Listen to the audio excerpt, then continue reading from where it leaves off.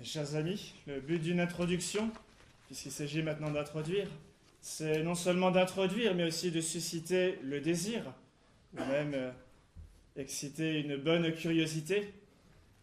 Et deux questions se posent pour entrer en matière. D'abord, qu'est-ce qu'une université d'été? Et ensuite, de quoi est-ce que nous allons parler? Alors évidemment, ce deuxième point sera abordé dans un instant par le Père Joseph. Il exposera le sujet. Et donc, il nous reste à voir ce qu'est une université d'été. Donc, qu'est-ce que c'est qu'une université d'été? C'est, dans la vie d'un mouvement, c'est un temps fort, dont le but est d'abord de réfléchir, de resserrer les liens, aussi de préparer l'année à venir, d'encourager les militants, faire connaissance, et enfin raffermir notre vie spirituelle, puisque c'est une université catholique. Et avant de reprendre un par un ces quelques éléments, ces 6 éléments, je voudrais souligner le fait que l'existence même de cette première université d'été est un signe encourageant de la vitalité de Civitas. En tout cas, c'est le signe d'une volonté d'approfondir les bases, et l'approfondissement des bases est important pour éviter en particulier 2 écueils. Un premier écueil qui serait que l'action tourne en activisme, ou autre écueil, que l'action ne vienne à s'étioler. Donc, avant d'agir, il faut d'abord savoir ce que l'on va faire, d'où le premier but de l'université, réfléchir. Et à la racine de cette action, de n'importe quelle action d'envergure, il doit toujours y avoir la réflexion, la contemplation d'un idéal. Et comme le dit saint Thomas, la contemplation ravive en nous la joie. Alors, d'abord, pourquoi la joie? De façon générale, parce que nous sommes faits pour la vérité, et lorsque nous trouvons la vérité, forcément, nous sommes comblés, notre intelligence est comblée. Et comme le dit saint Augustin, au ciel, le bonheur, ce sera justement la joie de la vérité contemplée. Alors dans un ordre inférieur, la vision même de la vérité tout court, toute vérité, est une source de joie. Et aussi la joie parce que nous contemplons non seulement une vérité quelconque, mais cette vérité se rapporte à une personne aimée, Jésus-Christ, notre roi, le Christ roi, parce que c'est pour lui que nous combattons, c'est pour lui que nous luttons. Et non seulement notre réflexion portera sur son règne, mais aussi sur tout ce qui va toucher les obstacles à ce règne. Et l'obstacle par excellence, l'ennemi par excellence du règne de notre Seigneur, c'est la révolution. Et même la vue claire de ces obstacles, en soi, n'a rien de décourageant, parce que, au contraire, il n'y a rien de plus déprimant que de lutter dans le brouillard, sans voir celui qui lutte contre nous. Surtout que l'ennemi, en l'occurrence la révolution, nous voit parfaitement, tandis que nous avons plus de peine à distinguer son action, d'où l'importance de cette réflexion sur les ennemis du règne de notre Seigneur. Et par ailleurs aussi, cette connaissance juste de l'ennemi permet d'éviter, encore une fois, 2 écueils. Premier écueil, l'illusion sur les forces vives de la Révolution, la méconnaissance de sa tactique, et nous voyons que de nombreuses entreprises qui ont été généreuses se sont soldées par des échecs pour avoir sous-estimé ou ignoré l'ennemi et sa tactique. Donc, la connaissance de l'ennemi permet d'éviter ce premier écueil, l'illusion sur les forces vives de la Révolution. Deuxième écueil, qui est plutôt en sens contraire, entre Charybde et Scylla, c'est le découragement. C'est-à-dire nous croirions, nous surestimerions à ce moment-là la puissance de l'adversaire. Nous la croirions plus grande qu'elle ne l'est. Et pour cela, pour remettre les choses à leur juste place, rappelons que la révolution lutte contre Dieu. Elle lutte contre l'Église de Jésus-Christ, contre l'ordre naturel.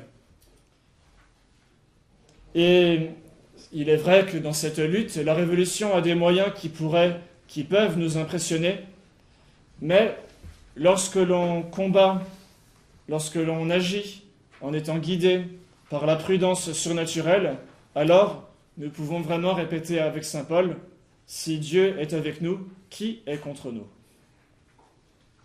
Et déjà rien que le fait de démasquer l'ennemi, c'était la consigne de Léon XIII à propos de la franc-maçonnerie, qui est l'âme de la Révolution, rien que le fait de démasquer l'ennemi lui fait perdre déjà de sa puissance.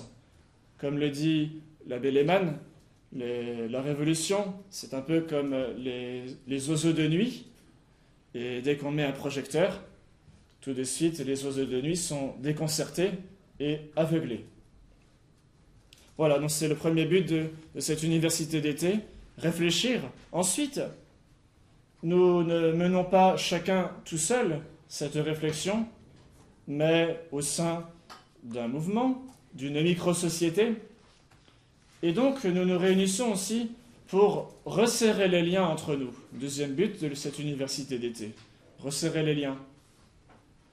Et un certain nombre d'entre nous se connaissent déjà, mais l'amitié, comme le dit saint Thomas, ne s'entretient que par la présence de l'ami. Si on ne se voit jamais, l'amitié finit par s'étioler. Et comme le dit la Sainte Écriture, un ami est une tour fortifiée pour son ami. Et plus la bataille fait rage, plus il importe que les bons serrent les coudes.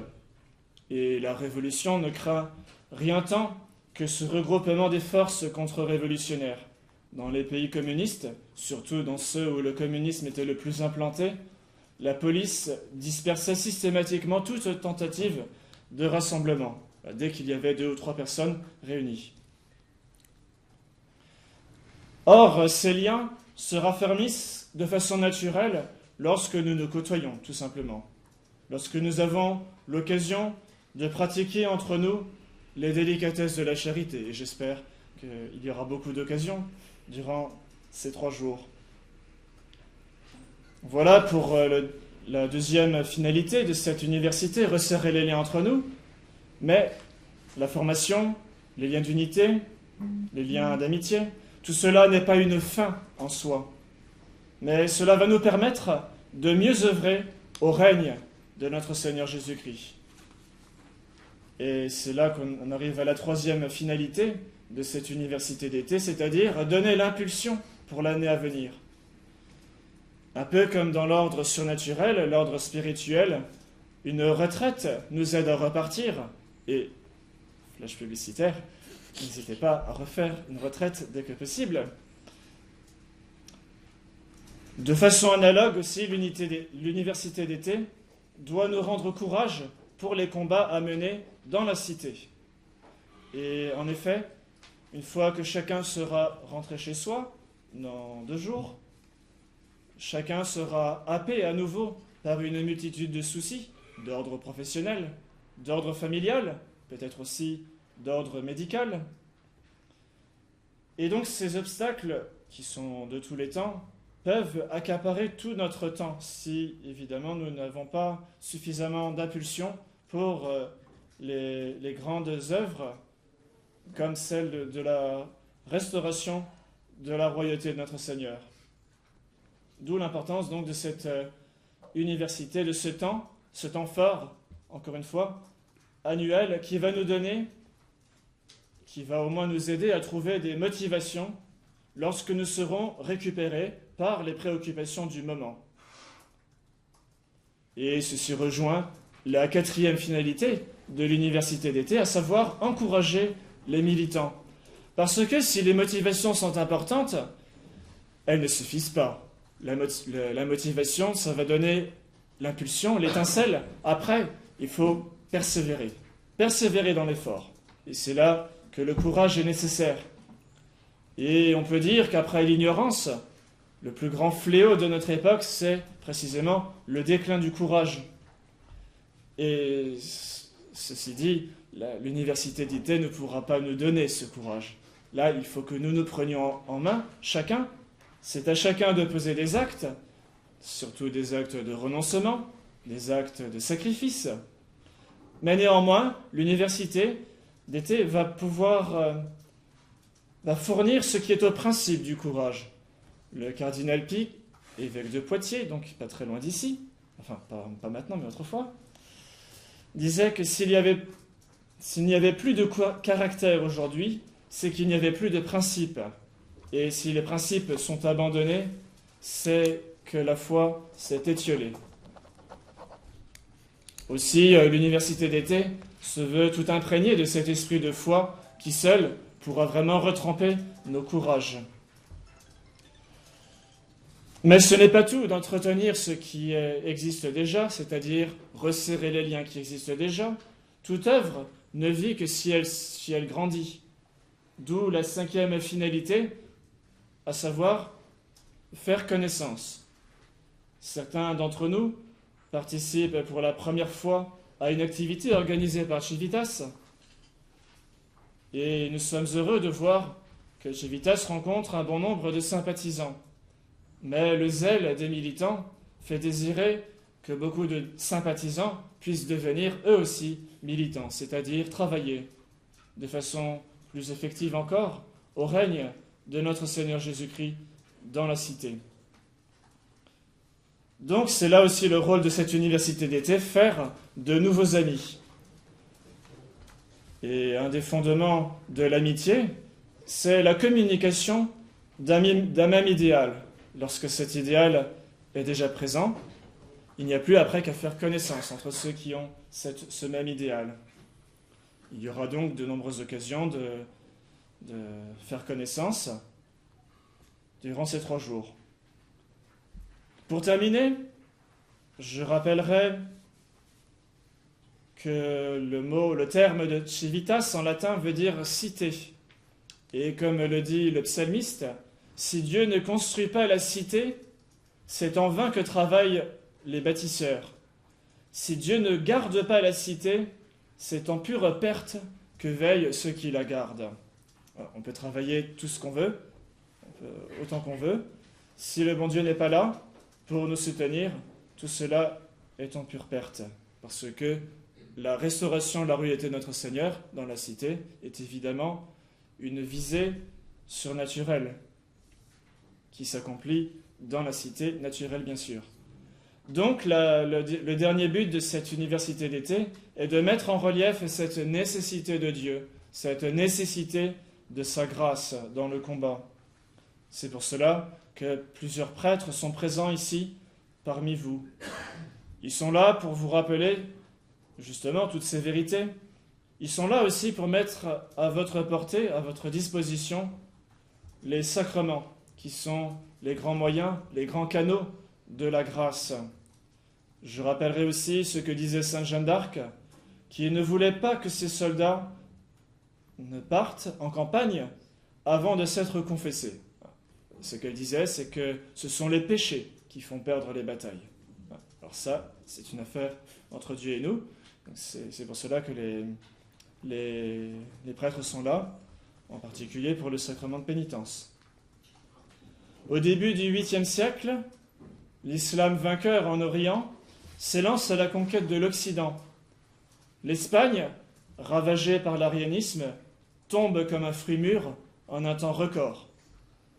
La France commence à être envahie à son tour, mais comme elle est restée fidèle à son Dieu, fidèle à la vraie foi, fille aînée de l'Église, Dieu ne permettra pas que le Sarrasin ne triomphe.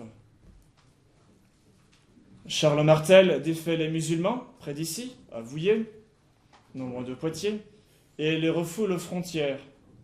Et il devint alors le principe d'une nouvelle dynastie, d'où l'importance que Dieu soit avec nous dans nos entreprises.